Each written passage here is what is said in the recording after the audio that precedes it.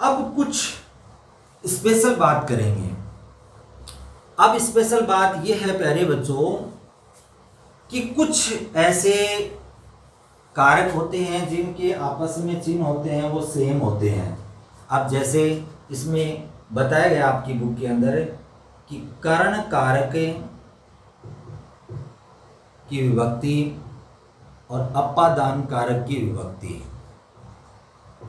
कारक अपादान और करण कारक दोनों की विभक्ति होती है वो होती है से। अब इसके अंदर जैसे मान लो करण कारक और अपादान कारक। अब इसके अंदर करण कारक लिखना है यहाँ। करण कारक में क्या होता है? साधन होता है, ठीक है। और अपादान कारक में क्या होता है? अलग होता है, अलग होने का भाव, पृथक होने का भाव। साधन होता है, माध्यम होता है। जैसे एक उदाहरण के द्वारा मैं यहाँ चीज को स्पष्ट करूंगा कि राम साइकिल से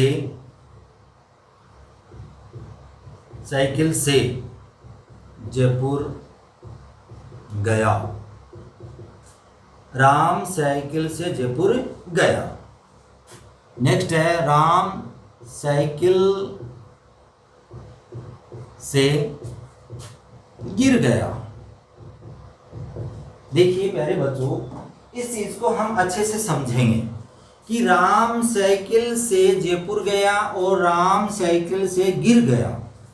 दोनों के अंदर हाथ देख रहे हैं कि से विभक्ति चिन्ह है। क्या है? से विभक्ति चिन्ह है। लेकिन यहाँ साइकिल है वो क्या है? उसका जाने का माध्यम है कि उसके द्वारा वो क्या है? द्वारा कार्य कर रहा है। यानी कि जयपुर जाने का काम किसके द्वारा किया जा रहा है? साइकिल के द्वारा किया जा रहा है। लेकिन यहाँ राम है, साइकिल से क्या हो गया? गिर गया, अर्थात वो अलग हो गया।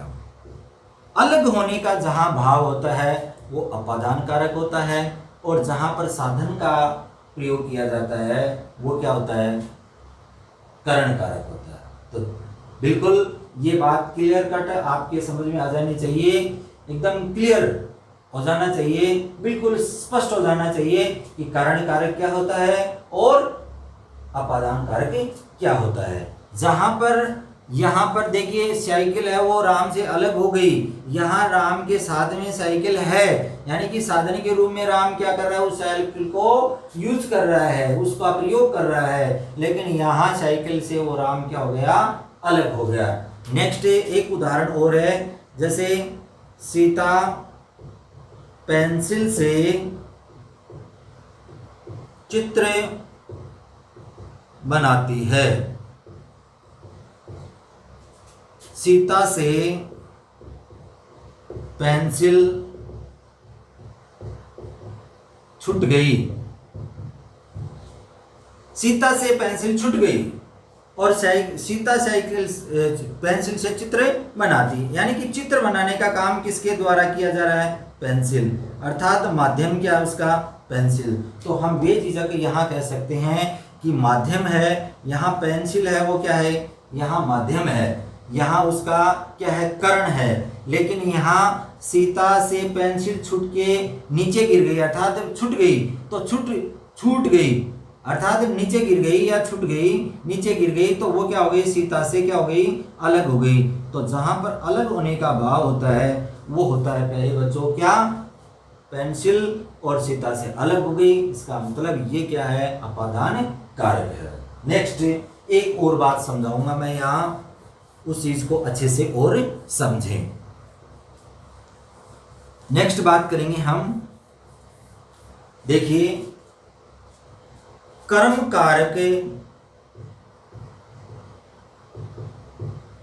कारक और साथ में संप्रदान कारक दोनों की विभक्ति भी को होती है। कर्म कारक और संप्रदान कारक की दोनों की विभक्ति होती है वो को होती है। और को मैंने अभी आप लोगों को बताया था कि कर्ता के द्वारा क्रिया के व्यापार का फल जिस पर गिरता है वो होता है उसका कर्म। और कर्ता के द्वारा अगर किसी को कुछ दिया जाता है तो वो क्या होता है, क्या होता है, संप्रदान कार्य। एक उदाहरण के द्वारा इस चीज को समझेंगे। जैसे माली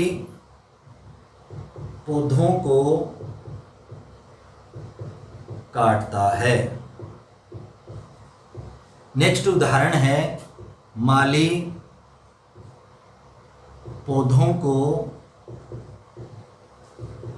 पानी देता है। देखिए यहां पर एक चीज को ध्यान से देखना कि यहां पर माली है वो काटने का काम कर रहा है। माली क्या कर रहा है, क्रिया कर रहा है, और उस क्रिया के क्या कौन कर रहा है, माली कर रहा है। क्या कर रहा है, काटने का काम कर रहा है। किसको कर रहा है, पौधों को कर रहा है। इसका मतलब इसके अंदर कर्म कारक है। नेक्स्ट आगे उदाहरण समझेंगे कि माली क्या कर रहा है, देने का काम कर रहा है। किसको दे रहा है, पौधों को। किसको दे रहा है, पौधों को। और क्या दे रहा है, पानी दे रहा है। तो यहां पर दो कर्म हैं जिसके अंतर्गत मैंने आप लोगों को बताया है द्विकर्म क्रिया हो और जिसके अंदर देने का भाव हो, इसके अंदर पानी देने का काम किया जा रहा है। नेक्स्ट जैसे रवि गाय को मारता है, ठीक है। अब इसके अंदर रवि क्या कर रहा है, मारने का काम कर रहा है। किसको मारने का काम कर रहा है, गाय को मारने का काम कर रहा है। तो इसके अंदर क्या है, हम बेझिझक कहेंगे कर्म कारक है। लेकिन यहां आ जाए रवि गाय को रोटी देता है, रोटी देता है। तो यहां रवि है वो क्या कर रहा है, देने का काम कर रहा है। और किसको दे रहा है, गाय को दे रहा है। क्या दे रहा है, रोटी दे रहा है। तो यहां द्विकर्मी क्रिया है और इस स्थिति में देने का जहां पर भाव हो, प्यारे बच्चों सकर्मक क्रिया है। इसके अंदर दो कर्म हैं और इसके अंदर दो कर्म होने के साथ में देने का भाव हो रहा है, इसलिए हम इसमें क्या कहेंगे, बेझिझक कहेंगे कि इसके अंदर क्या है, संप्रदान कारक है। तो इस प्रकार से हमने जाना कि सकर्मक क्रिया है वो क्या होती है और कर्म क्या होता है और किस प्रकार से इन दोनों के अंदर क्या क्या अंतर होता है। तो इस प्रकार से इस चीज को हमने देखा और समझा, इस चीज को जाना। अब है एक अंतिम जो छोटा सा एक और रूप है, वो है कि संज्ञा शब्दों के सभी विभक्तियों के रूप। संज्ञा शब्दों के सभी विभक्तियों के रूप। कि संज्ञा शब्द है और उसके सभी विभक्तियों के रूप। आपको पता है कि विभक्तियां कितनी होती हैं, 8 होती हैं। हमें सबको पता है कि विभक्तियां क्या होती, कितनी होती हैं, 8 होती हैं। और अब मैं अकारांत, अकारांत का मतलब एज से अंत हो रहा है और पुल्लिंग शब्द है, ठीक है। एक ही मैं इसके अंदर बताऊंगा और बालक शब्द के रूप बताऊंगा। बालक शब्द के रूप आप इस चीज को अच्छे से समझें। एक वचन में क्या होता है और बहुवचन में क्या होता है। अब पहला होता है कर्ता कारक। तो कर्ता कारक ने, फिर कर्ता के बाद में कर्म को, फिर करण से, ठीक है। फिर करण के बाद में क्या आता है, संप्रदान के लिए या को, ये भी को भी आता है इसमें। और फिर आता है अपादान, अपादान से संबंध का, के और की। ठीक है, फिर आता है अधिकरण में, पर, और फिर आता है संबोधन। आठवीं जो विभक्ति होती है वो होती है संबोधन, कारक होता है, इसकी होती है विभक्ति ए और अरे। अब अकारांत पुल्लिंग शब्द है ये, और इस बालक शब्द की विभक्ति एक वचन में क्या होगी और बहुवचन में क्या होगी। तो देखिए प्यारे बच्चों, कर्ता ने तो बालक है, तो बालक का बालक होगा, और दूसरा इसका रूप होगा बालक ने। ठीक है, अब इसके अंदर बहुवचन के अंदर क्या होगा, बालक का बालक ही होगा, लेकिन अगर बहुवचन बालको, बालको ने, बालको ने, तो अब इसके अंदर एक वचन, बहुवचन, बालक ने, बालको ने। ठीक है, नेक्स्ट फिर बालक को, बालक को, और फिर इसका बालकों को, बालकों को, या बालकों के, बालकों के, बालकों को। ठीक है, अब इसके बाद में बालक, बालक से, और बालकों से,